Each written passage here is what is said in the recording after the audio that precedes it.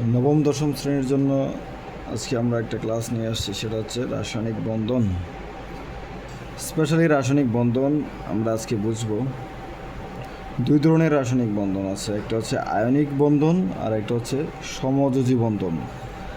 Ionic বন্ধন হচ্ছে electron আদান প্রদানের মাধ্যমে। ইলেকট্রন আদান প্রদান আদান প্রদান মানে হচ্ছে একটা পরমাণু ইলেকট্রন ত্যাগ করবে, আরেকটা পরমাণু ইলেকট্রন গ্রহণ করবে। ইলেকট্রন ত্যাগ ও গ্রহণ, এটাকে আবার এভাবে বলতে পারি, অ্যাকচুয়ালি ইলেকট্রন ত্যাগ ও গ্রহণের মাধ্যমে যে বন্ধন সৃষ্টি হয় সেটি হচ্ছে আয়নিক বন্ধন। আর সমযোজী বন্ধন হচ্ছে ইলেকট্রনের শেয়ার। এখানে ইলেকট্রন শেয়ার করবে, একটা পরমাণু আরেকটি পরমাণুর কাছে ইলেকট্রন শেয়ার করবে। সো এখানে হচ্ছে ইলেকট্রন শেয়ারের মাধ্যমে যে বন্ধন হয় সেটি হচ্ছে সমযোজী বন্ধন। ইলেকট্রনের শেয়ার আর ইলেকট্রনের আদান প্রদান বা ত্যাগ ও গ্রহণ। যেমন আমরা আয়নিক বন্ধনের একটা উদাহরণ আগে দেখি। আয়নিক বন্ধন কীভাবে এই বন্ধনের মাধ্যমে যৌগ গঠিত হয় সেই জিনিসগুলো যদি আমরা দেখতে চাই, তাহলে প্রথম যে বিষয়টা নিয়ে আমরা কথা বলতে পারি সেটা হচ্ছে, ধরে নিই একটা যৌগ সোডিয়াম ক্লোরাইড। আমাদের সবার পরিচিত একটা যৌগ হচ্ছে সোডিয়াম ক্লোরাইড। সোডিয়াম ক্লোরাইড দুইটি পরমাণুর দ্বারা গঠিত, একটি হচ্ছে সোডিয়াম আর একটি হচ্ছে ক্লোরিন। কিভাবে এই বন্ধনটি গঠিত হয় আর এই সোডিয়াম ক্লোরাইডে কী বন্ধন আছে? আয়নিক বন্ধন আছে। আয়নিক বন্ধন হচ্ছে আমরা আগে দেখেছি ইলেকট্রনের ত্যাগ ও গ্রহণের মাধ্যমে যে বন্ধন গঠিত হয় সেটি আয়নিক বন্ধন। সো আমরা প্রথমে যদি সোডিয়াম দেখি, সোডিয়ামের সর্বশেষ শক্তি স্তরে কয়টি ইলেকট্রন আছে? এইভাবে বলতে পারি আমরা 2, 8, 1। সোডিয়ামের পারমাণবিক সংখ্যা হচ্ছে 11, তাই সোডিয়ামের ইলেকট্রন কাঠামোটা হচ্ছে 281। সর্বশেষ শক্তি স্তরে একটি ইলেকট্রন থাকে। এটাকে আমরা চাইলে এই ফর্মেটে লিখতে পারি আমরা, যে ইলেকট্রন বিন্যাসের যে নিয়ম আছে 1s2, 2s2, 2p6, 3s1, এই ফর্মেটে লিখতে পারি। তাই সোডিয়াম কি করবে? তার সর্বশেষ শক্তি স্তরে যে একটি ইলেকট্রন ছিল সেই একটি ইলেকট্রন কি করবে? সে দান করবে, ত্যাগ করবে। কীভাবে? সোডিয়াম এইভাবে একটি ইলেকট্রন ত্যাগ করতে পারে। সোডিয়াম এই একটি ইলেকট্রন ত্যাগ করবে, ত্যাগের জন্য আমরা এখানে মাইনাস সাইন দেব। সোডিয়াম একটি ইলেকট্রন ত্যাগ করতেছে, ই মাইনাস মানে ইলেকট্রনের চার্জ হচ্ছে ঋণাত্মক। ইলেকট্রনের চার্জ ঋণাত্মক বলে আমরা ই এর উপর একটা মাইনাস সাইন দিচ্ছি। সোডিয়াম এই একটা ইলেকট্রন যখন ত্যাগ করবে তখন তার যে অবস্থা হবে, সে আয়নিত হবে, ধনাত্মক আয়নে আয়নিত হবে, যেগুলো সোডিয়াম প্লাস। এটার একটা নাম হচ্ছে ক্যাটায়ন।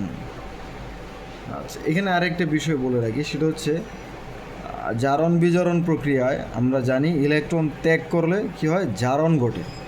সো আমরা এটাকে বলতে পারি সোডিয়াম একটি ইলেকট্রন ত্যাগ করছে, তাই সোডিয়ামের জারণ হয়েছে। আচ্ছা, এর সোডিয়ামের যদি আমরা ইটা দেখি, যে হচ্ছে ইলেকট্রনগুলো আসলে কীভাবে থাকে আর ইলেকট্রন ডোনেট করার পরে কীরকম হয়, তার যে ইলেকট্রনিক কনফিগারেশনের যে 3D ভিউটা, সেটা হচ্ছে আমরা যদি এইভাবে দেখাই। প্রথম অরবিটালে ধরে নিলাম আমরা দুইটা ইলেকট্রন আছে, এ একটা ইলেকট্রন, এ একটা ইলেকট্রন। পরের অরবিটালে কয়টা আছে? 8টা ইলেকট্রন আছে। সো আমি পরের অরবিটালটা যদি ড্র করি, 8টা ইলেকট্রন, এইখানে দিলাম 2টা, এইখানে দিলাম 2টা, 4টা, এইখানে দিলাম 2টা, এইখানে দিলাম 2টা, 6টা, আর এইখানে দিলাম 2টা, এইখানে দিলাম 8টা। 2টা পরেরটায় 8টা, 10টা। পরেরটায় কতগুলো? একটা ইলেকট্রন আছে। আমরা এইখান থেকেও দেখতে পারি 1s প্রথম অরবিটালে 2টি ইলেকট্রন, 2s 2p6 সেকেন্ড অরবিটালে 2 আর 6 8টি ইলেকট্রন, 3s থার্ড অরবিটালে একটি ইলেকট্রন। তাহলে আমরা এখানে 10টা হয়েছে, আরও একটা ড্র করতে হবে। আর একটা কক্ষপথ যদি আমরা অঙ্কন করি, সেই কক্ষপথে কয়টা ইলেকট্রন থাকবে? ধরে নাম তার একটা ইলেকট্রন ছিল, একটা ইলেকট্রন ছিল। এখন সে কী করবে? এই একটা ইলেকট্রন যদি ডোনেট করে দেয় তাহলে তার অবস্থা কীরকম হবে? এই লাস্টে যে লেয়ার আমরা এঁকেছি কক্ষপথে, সেটা থাকবে না, একটা ইলেকট্রন সে ছেড়ে দিবে, ত্যাগ করবে। সো আমরা এটাকে চাইলে এই ফরম্যাটেও লিখতে পারি যে সে প্লাস ফার্স্ট অরবিটালে দুইটা, এখানে একটা দিলাম, সেকেন্ড অরবিটালে এখানে দুইটা, এইখানে দুইটা, চারটা, এইখানে দুইটা, এইখানে দুইটা, ছয়টা, এইখানে দুইটা, আটটা, 8 আর 2 10।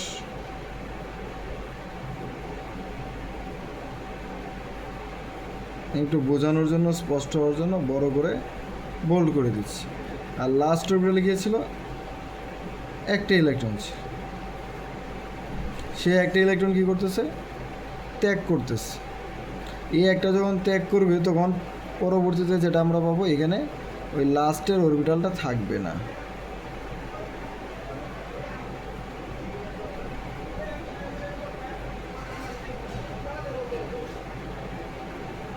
তাহলে এখানে লাস্টের যে অরবিটালটা ছিল, এই অরবিটালটা এটা আমরা ড্র করবো না। কারণ কি? কারণ এটা তো সে ত্যাগ করে ফেলছে। ত্যাগ করে দেওয়ার পরে কী রইল, এই 10টা ইলেকট্রন রইল। তখন এটাকে আমরা বলতে পারি থার্ড ব্র্যাকেট দিয়ে, এটা হচ্ছে আসলে সোডিয়াম প্লাস। এখানে যে আয়নটা, এটার নাম কি, এটা আসলে অ্যাকচুয়ালি সোডিয়াম প্লাস আয়ন। আচ্ছা, এখন এখানে যে আমার ক্লোরিন ছিল, ক্লোরিন, এই ক্লোরিন কী করবে, ইলেকট্রন গ্রহণ করবে।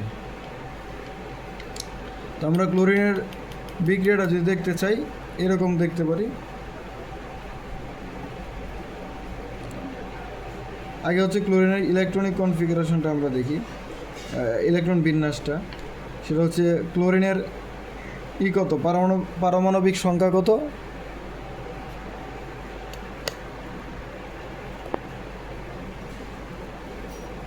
এখন আশা করি দেখা যাচ্ছে। ক্লোরিনের পারমাণবিক সংখ্যা কত হবে, 17, তাই না? ক্লোরিনের পারমাণবিক সংখ্যা হচ্ছে 17। এটাকে যদি আমরা লিখতে চাই, প্রথম কক্ষপথে 2টা, পরের কক্ষপথে 8টা, পরের কক্ষপথে থাকবে 7টা। ইলেকট্রনিক এসপি দিয়ে যদি আমরা বুঝাইতে চাই, তাহলে এভাবে লিখতে পারি 1s2, 2s2, 2p6, কত হলো, 6 2 8 10, 2p6, তারপরে কি 3s2, 12টা, তারপরে কি আছে 3p5, 1s2, 2s2, 2p6, 3s2, 12টা হলো 3p5, 17টা যেহেতু আর 5টা বাকি থাকে। তাহলে আমরা দেখতে পাচ্ছি অষ্টকপূর্ণ হওয়ার জন্য এখানে আরও একটি ইলেকট্রন লাগে, 287, অর্থাৎ তার সর্বশেষ কক্ষপথে ইলেকট্রন আছে করে 7টা। এই যে থার্ড অরবিটাল, তৃতীয় শক্তি স্তরে তৃতীয় কক্ষপথে তার ইলেকট্রন হলো 7টা। এই যে এখানে 2টা আর এখানে 5টা, 7টা। তাহলে তার অষ্টকপূর্ণ হইতে আরও একটা ইলেকট্রন লাগে। এখন সে যখন দেখবে সোডিয়াম তার আশেপাশে, সোডিয়াম পরমাণু একটি ইলেকট্রন ত্যাগ করে সোডিয়াম প্লাস ক্যাটায়নে পরিণত হয়েছে। এটাকে বলে কি, ধনাত্মক আয়নকে ক্যাটায়ন বলা হয়। ক্যাটায়নে পরিণত হয়েছে, ওই যে ইলেকট্রনটা সোডিয়াম ত্যাগ করছিল, সে কী করবে, ওই ইলেকট্রনটাকে রিসিভ করবে, অ্যাকসেপ্ট করবে, গ্রহণ করবে। যখন সে গ্রহণ করবে তখন কী হয়ে যাবে, ক্লোরিন সেই ইলেকট্রনটি গ্রহণ করে, প্লাস গ্রহণ যেহেতু সুতরাং প্লাস হবে, গ্রহণ করে সে কী হয়ে গেলো, গ্রহণ করলে ঋণী থাকে মানুষ, তাই না? কারো কাছে গ্রহণ করা মানে হচ্ছে নেওয়া, মানে হচ্ছে তার কাছে ঋণী থাকা। সো ক্লোরিন একটা ইলেকট্রন গ্রহণ করে কী হবে, Cl মাইনাস ঋণাত্মক আয়নে পরিণত হবে। এই Cl মাইনাস ঋণাত্মক আয়নকে বলা হয় অ্যানায়ন, ঋণাত্মক আয়নকে অ্যানায়ন বলা হয়। এটার ইলেকট্রনিক কনফিগারেশনটা যদি দেখতে চাই, আমরা এই ফর্মেটে দেখতে পারি যে হচ্ছে 17, এই হচ্ছে নিউক্লিয়াস,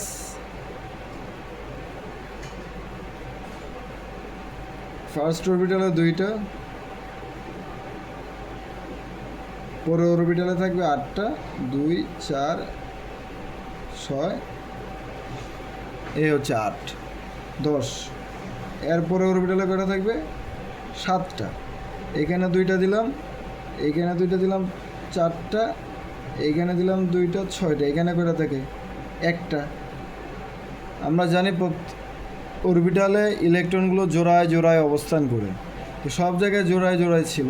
তো এই একটা এক্সট্রা, এখানে একটা সিঙ্গেল খালি পড়ে আছে, ওই একটাতে কী করবে, ওই ইলেকট্রনের সোডিয়ামের যে ইলেকট্রনটা ছিল, সোডিয়াম যে ইলেকট্রনটা ডোনেট করছে, সোডিয়ামের এই লেয়ারটা এখানে নাই, এই লেয়ারটা, এই লেয়ারের এই কক্ষপথের এই ইলেকট্রনটা সে ডোনেট করছে। এই ইলেকট্রনটা, সোডিয়ামের এই ইলেকট্রনটা, অর্থাৎ সোডিয়াম যে ইলেকট্রনটা ডোনেট করছে, ত্যাগ করছে, সেই ইলেকট্রনটা কী করবে? ক্লোরিন গ্রহণ করবে। তাই যখন আমরা ক্লোরিন প্লাস ইলেকট্রন দিব, তখন এটাকে আমরা এই ফর্মেটে দেখাবো, নিউক্লিয়াস 2, পরে থাকবে 8টা, 2 4 6 8, 10টা হলো। এরপরে এখানে 2টা, এখানে 2টা, 4টা, 6টা। আগে এখানে ছিল একটা ছিল, কিন্তু সে একটা ইলেকট্রন প্লাস ইলেকট্রন, মানে সেই একটা ইলেকট্রন কী করছে? গ্রহণ করতেছে, তাই এখানে থাকবে। তাই এখানে কী হবে? ওই যে ইলেকট্রনটা গ্রহণ করতেছে, গ্রহণ করার কারণে আগে এখানে একটা ইলেকট্রন ছিল, এখন গ্রহণ করার কারণে এখানে 2টা ইলেকট্রন হয়ে যাবে। তো এইভাবে সে কী করলো? রিসিভ করলো বা গ্রহণ করলো। গ্রহণ করার কারণে তার চার্জ কী হয়ে গেল? ঋণাত্মক হয়ে গেল। তাই আমরা কী লিখি? Actually Cl minus. এটা হলো কি? এটা হচ্ছে আসলে Cl মাইনাস। এটাকে বলে অ্যানায়ন। এই ক্যাটায়ন আর এই অ্যানায়ন, যখন আমরা সোডিয়ামের ক্যাটায়ন আর ক্লোরিনের অ্যানায়নটাকে পাশাপাশি রাখবো, তখন তারা স্থির বৈদ্যুতিক আকর্ষণ বলের মাধ্যমে, যেহেতু একটা পজিটিভ অর্থাৎ ধনাত্মক চার্জ আর একটা নেগেটিভ বা ঋণাত্মক চার্জ যখন কাছাকাছি আসবে, তখন তাদের মধ্যে আকর্ষণ বল কাজ করবে। স্থির বৈদ্যুতিক আকর্ষণ বলের কারণে সোডিয়াম প্লাস এবং ক্লোরিন মাইনাস 2টি আয়ন পরস্পরের সাথে আয়নিক বন্ধনের মাধ্যমে যুক্ত হয়ে সোডিয়াম ক্লোরাইড যৌগ গঠন করবে। যখনই আমি সোডিয়াম প্লাস আর এই ক্লোরিন মাইনাস আয়নটাকে পাশাপাশি রাখবো, তখন তারা স্থির বৈদ্যুতিক আকর্ষণ বলের কারণে সোডিয়াম ক্লোরাইড যৌগ গঠন করবে, যে যৌগটি একটি আয়নিক যৌগ। আশা করি সবাই বুঝতে পেরেছো। তোমরা এই ফিগারটা গ নাম্বারে আসলে এইভাবে দিতে হয়, যে সোডিয়ামের যে চার্জটা, আমি আবার ড্র করি, নতুন করে ড্র করি। এগুলো সোডিয়ামের নিউক্লিয়াস, প্রথম অরবিটালে 2টা ইলেকট্রন থাকে। আচ্ছা, লেখাটা ভুল হচ্ছে, এখানে ড্র করি। সোডিয়ামের প্লাস, প্রথম অরবিটালে 2টা ইলেকট্রন থাকবে, পরের অরবিটালে কয়টা থাকবে? 8টা। এটা আমরা আগে ড্র করেছি, সেইটাই জাস্ট এখানে কপি করে দেখাচ্ছি। সোডিয়াম প্লাস আয়নটা এই ছিল সোডিয়াম প্লাস, ফার্স্ট অরবিটালে 2টা, পরের অরবিটালে 8টা ছিল সোডিয়াম প্লাস। এগুলো সোডিয়াম প্লাস, এটা আমরা এখানে ড্র করতেছি। এই হচ্ছে সোডিয়াম প্লাস ধনাত্মক আয়ন, এর সাথে যোগ করব ক্লোরিন আয়ন। নিউক্লিয়াস প্রথমে ছিল 2টা, পরেরটাই ছিল কয়টা? 8টা। এখানে 2টা, এইখানে 2টা, 4টা, এখানে 2টা, 6টা, এখানে 2টা, 8টা। আর তার সর্বশেষ কক্ষপথে ছিল কয়টা? ছিল 7টা। কিন্তু পরে সোডিয়াম থেকে একটা ইলেকট্রন গ্রহণ করে তার কয়টা হলো? 8টা হলো। এখানে একটা ছিল, পরে গ্রহণ করার কারণে এখানে 2টা হলো, মোট 8টা। লাস্ট অরবিটালে 2 4 6 8। এটা যদি আমরা এর পাশাপাশি রাখি, তখন এটা হলো নেগেটিভ আয়ন। এটা হচ্ছে সোডিয়াম প্লাস ক্লোরিন মাইনাস। এই দুটাকে পাশাপাশি যখন রাখা হবে, তখন তারা আসলে কী করবে? সোডিয়াম ক্লোরাইড গঠন করবে। এটার ফিগারটা তাহলে আমি একসাথে কীভাবে দেখাবো? ফিগারটা আমরা এইভাবে একসাথে দেখাইতে পারি। এটা আসলে যেহেতু ধনাত্মক চার্জ, ঋণাত্মক চার্জ শেয়ার না, এখানে যেহেতু ইলেকট্রন আদান প্রদানের মাধ্যমে গঠিত হচ্ছে, এই দুটাকে যখন কাছাকাছি রাখবো, তখন তারা স্থির বৈদ্যুতিক আকর্ষণ বলের কারণে অ্যাকচুয়ালি তারা সোডিয়াম ক্লোরাইড গঠন করবে। এটা রেখে দিলেই হবে, এটা আর আলাদা করে দেখানোর দরকার নাই। এটা হচ্ছে সোডিয়াম প্লাস আর ক্লোরিন মাইনাস, যখন কাছাকাছি থাকবে তখন তারা সোডিয়াম ক্লোরাইড গঠন করবে। এটাই ছিল আমাদের আজকের আয়নিক বন্ধন। আর সমযোজী বন্ধনের ক্লাসটা আমরা পরের ক্লাসে দেখাবো। আজকে এ পর্যন্তই।